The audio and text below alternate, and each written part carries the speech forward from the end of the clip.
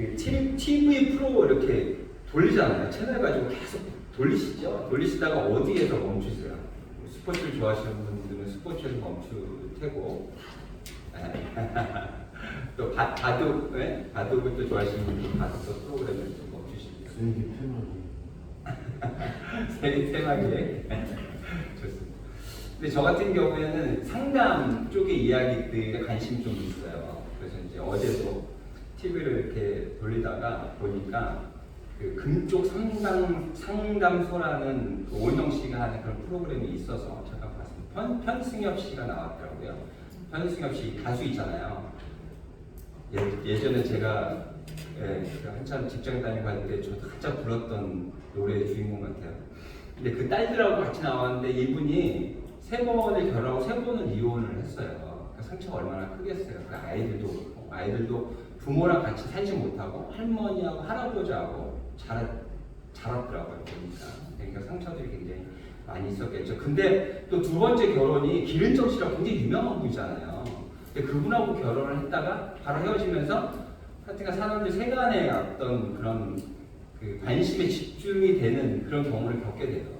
그 기른정 씨가 하여튼간 법정에서 2분이 이렇게 가리고 싸우는 그런 상황이 됐는데 결국에는 이제 기른정 씨가 졌죠. 결국에는 편승엽 씨가 거짓말한 게 아니다라는 게 나왔어요. 그런데도 이제 불구하고 이제 편승엽 씨가 그 적극적으로 자기가 그런 어떤 문제가 없었다라는 것들 해명을 안 했던 모양이죠. 그 둘째 딸이 그런 이야기를 하더라고요. 이제 편식이기 때문에 어디 가서 이야기하면 바로 사람들이 안 하나 봐요. 그러면서 이제 그 아버지에 대한 문제들을 사람들이 알고 있는데 아버지가 적극적으로 해명을 안 하니까 그런 문제가 없었다라는 것들에 대한 것들을 인지하지 못하고 있는 거죠. 그러면서 사람들의 따가운 시선을 받는 게 굉장히 두렵고 힘들었던 모양이에요. 그래서 그런 이야기 하는 거죠. 아버지가 해명을 제대로 안 해서 너무 억울하다. 그런 이야기를 했을 때 오은영 씨가 이제 그 이야기를 들으면서 이렇게 얘기하더라고요.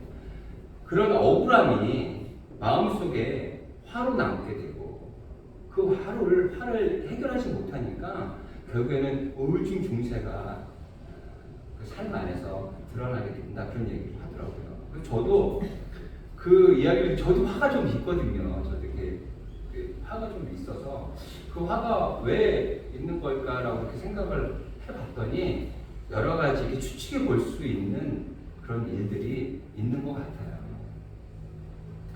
그래서 저는 그 채널을 보면서 이 사람의 삶이 이렇구나 거기서 끝나지 않거든요. 그 삶을 보면서 저의 삶을 대입해보고 근데 나도 그런 모습이 있는데 나는 왜 그랬을까 하는 그런 생각들을 해보면서 나를 이렇게 돌아보는 시간들을 갖게 됩니다. 이게 오늘 우리가 이제 구약 성경을 읽었는데요. 특히 구약 성경은 우리하고 굉장히 동떨어진 말씀 같아요.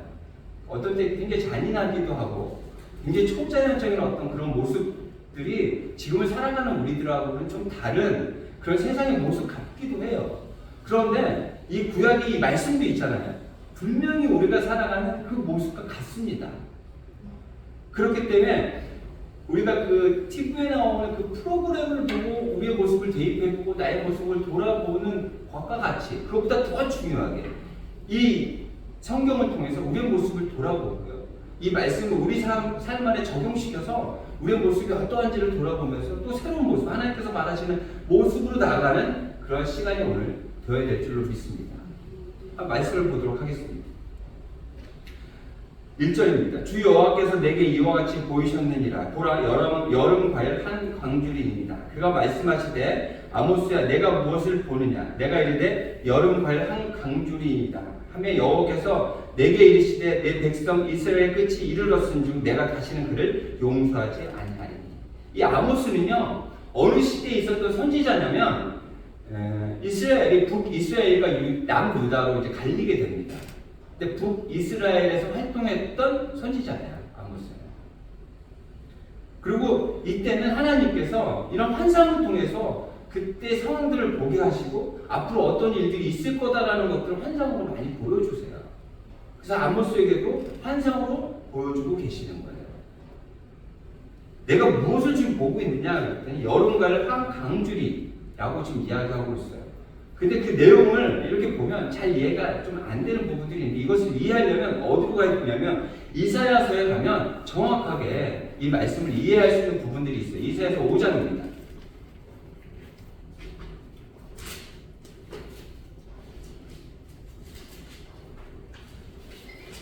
이사야서 5장 1절부터 7절까지예요.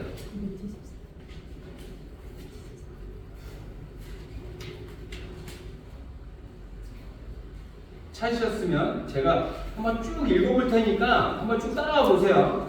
눈으로 따라와 보세요.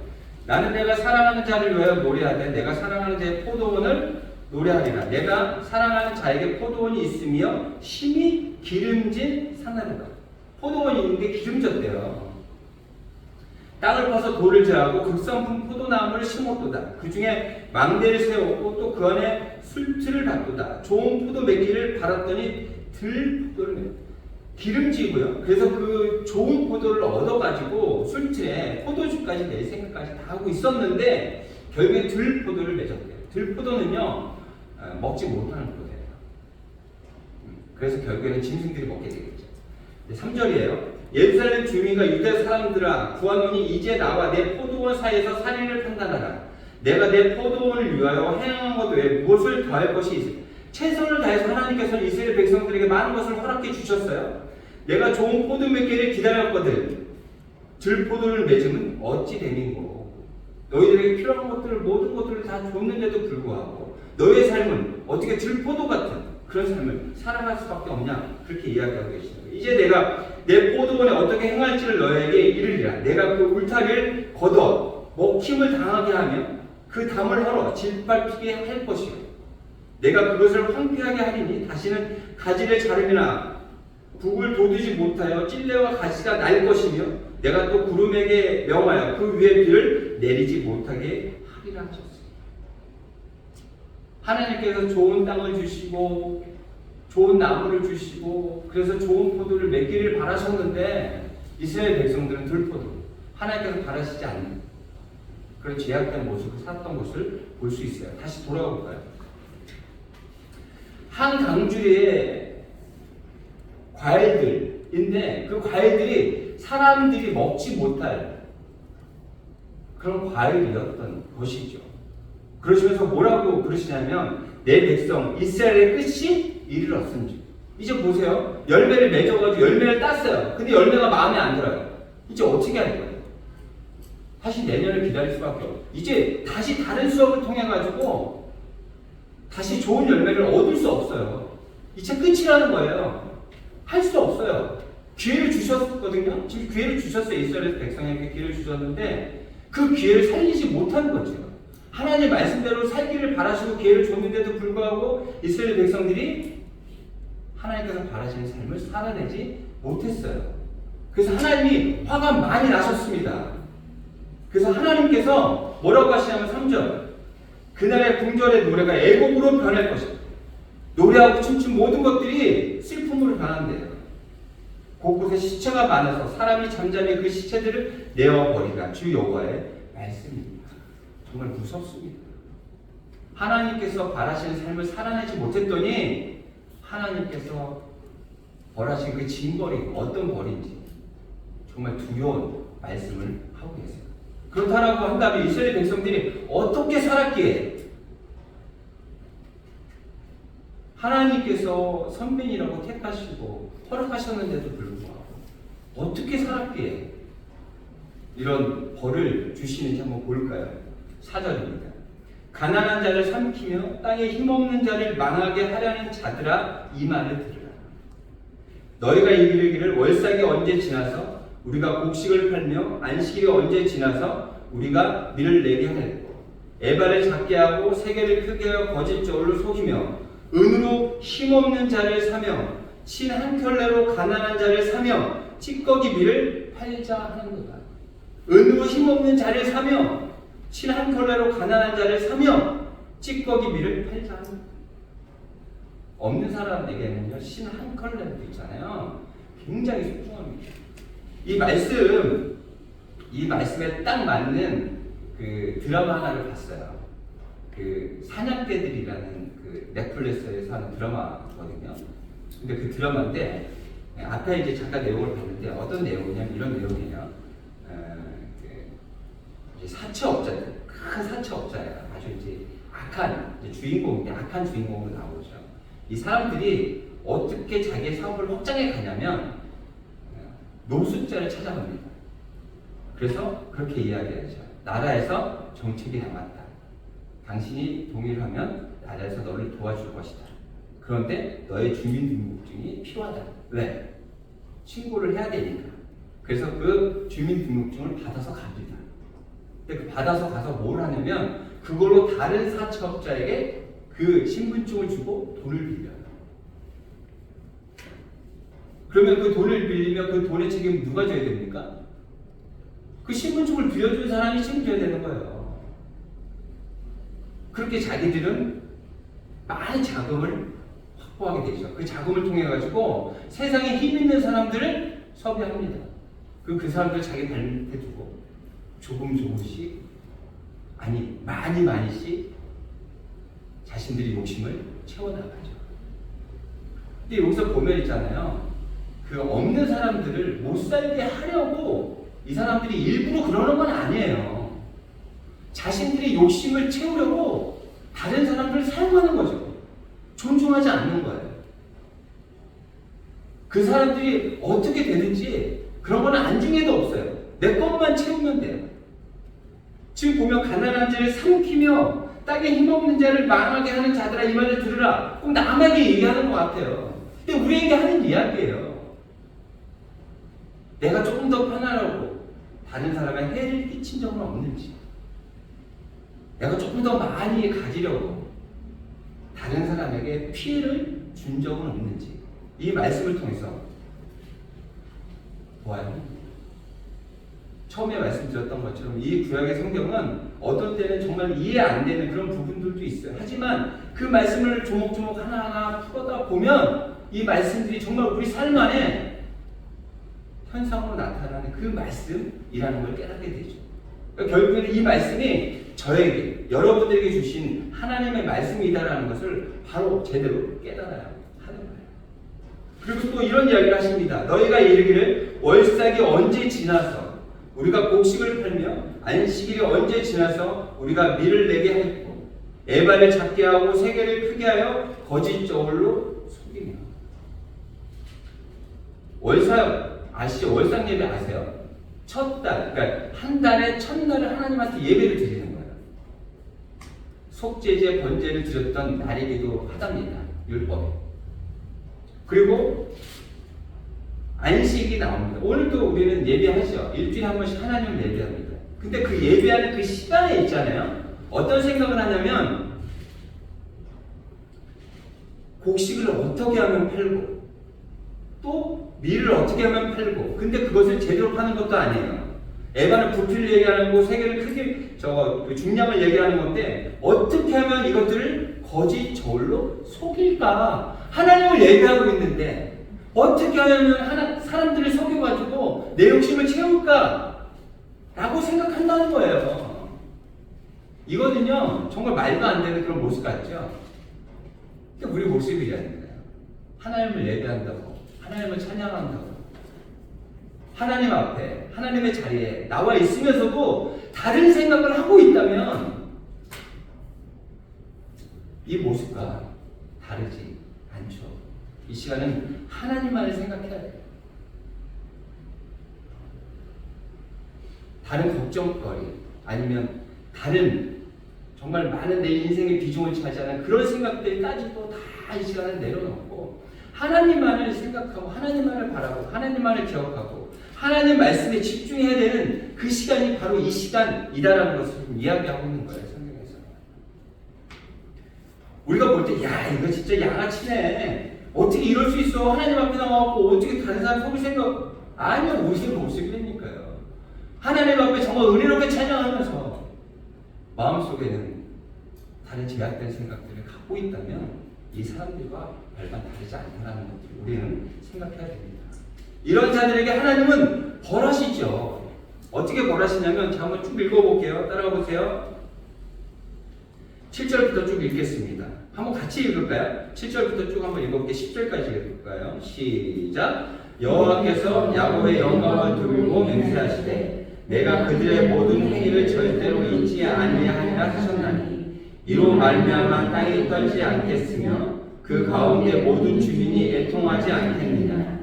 온 땅이 강에 넘침같이 솟아오르며 애굽 강같이 뛰놀다가 낮아지리라. 주 여호와의 말씀입니다. 그날에 내가 해를 대낮에 지게 하여 백주의 땅을 깜깜하게 하며 너의 절기를 애통으로 너희 모든 노래를 애곡으로 변하게 하며 모든 사람에게 붉은 배로 허리를 동이게 하며 모든 머리를 대머리가 되게 하며 독자의 죽음으로 말미암아 애통하듯 하게 하며 결국은 공고한 나이가 갖게 하리라. 무서워. 정말 무서워요. 정말 무서워. 근데 이런 초자연적인 아니면 전쟁이나 이런 어려움을 통해서 주실 하나님의 이런 벌들은 사실 현실적으로 잘 느껴지지가 않습니다. 근데 10절에 보면 모든 머리를 대머리가 되게 정말 이건 너무 살이 떨리는 정말 무서운 이야기예요. 여러분 그 TV에 보면 그 연예인들 있잖아요. 정말 많은 사람들이 머리를 심었대요. 그 머리가 없어서. 머리가 없으면 저도 이제 머리가 많이 이제 빠졌지만 머리가 없으면 얼마나 많은 스트레스 받으시는지 아세요?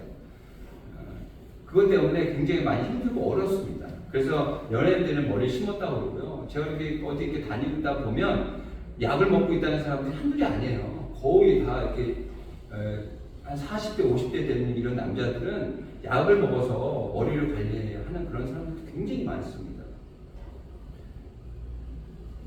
다른 정말 떨릴만한 그런 하나님의 징벌이 있지만 그 중에서도 저는 진짜 이 대머리가 되게 하겠다라는 하나님의 이 징벌이 어떻게 보면 현실적으로 정말 제일 무서운 징벌이 아닌가라는 생각을 한번 해보았어요. 이렇게 하나님께서 주시겠다는 이 벌은 정말 생각하기도 싫은 정말 무서운 벌이거든요. 근데 이것은 아무것도 아니에요. 왜 그러냐면 11절, 12절을 보면요. 이건 아무것도 아니에요. 아무것도 아니에요. 볼까요? 11절부터 12절 같이 읽도록 하겠습니다. 시작. 주 여호와의 말씀이니라. 보라 날이 이를지라. 내가 기근을 땅에 보내리니 양식이 없어 주림이 아니며 물이 없어 가람이 아니요 여호와의 말씀을 듣지 못한 기가이라. 사람이 이 바다에서 저 바다까지 북쪽에까지 동쪽까지 비틀거리며 여호와의 말씀을 구하려고 돌아다녀도 얻지 못하리니. 보세요. 지금 하나님께서 벌하시겠다라는 이 내용들이 있잖아요. 이 지금 말씀하신 11절, 12절에 비하면 아무것도 아니에요. 이렇게 살았어요. 그래서 깨달았어요. 하나님, 이제 제가 깨달았어요. 이제 제가 돌이키겠습니다. 다시 하나님의 은혜 안으로 나아가겠습니다. 라고 돌이키려고 했는데 이제는 하나님의 말씀이 없어요. 하나님의 은혜가 끊겨버렸어요. 보세요. 우리가 처음 읽었던 첫 1절의 그 내용 보세요. 2절 그 내용. 내 백성 이스라엘의 끝이 이르렀은지요. 마지막이라는 거예요. 그전에 많은 기회를 줬는데 있잖아요. 이제는 더 이상의 기회를 줄 수 없다는 거예요. 이런 벌들을 달게 받아야 되는데, 그런데 회개하면 다시 돌이키게 하시고 또 은혜의 삶으로 나아가게 하셨는데 이제는 더 이상의 기회가 없다는 거예요.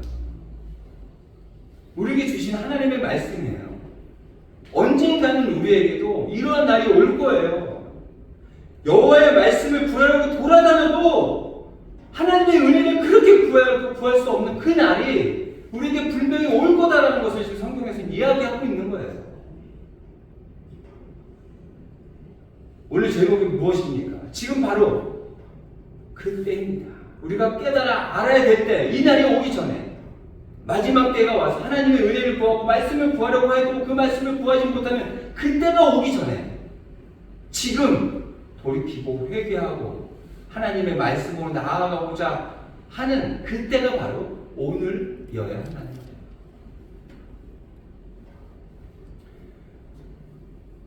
트루 스피릿이라는 그 영화를 아내랑 이제 주중에 봤어요.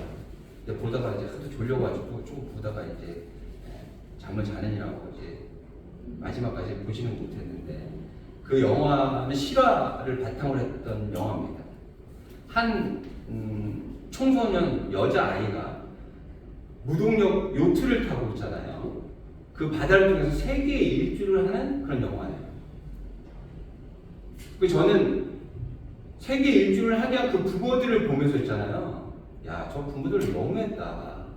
아니, 어떻게 17살, 16살밖에 안 되는 아이를 혼자 배에 태워가지고 세계 일주를 보낼 수 있을까? 내가 만약에 부모 같으면 절대 못하게 할 텐데, 야, 저 부모도 참 대단하다.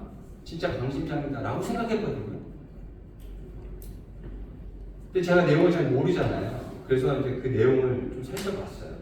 그때 그 아이는 어렸을 때부터 가장 어린 나이에 세계 일주를 배로 하는 게 자신의 목표였어요.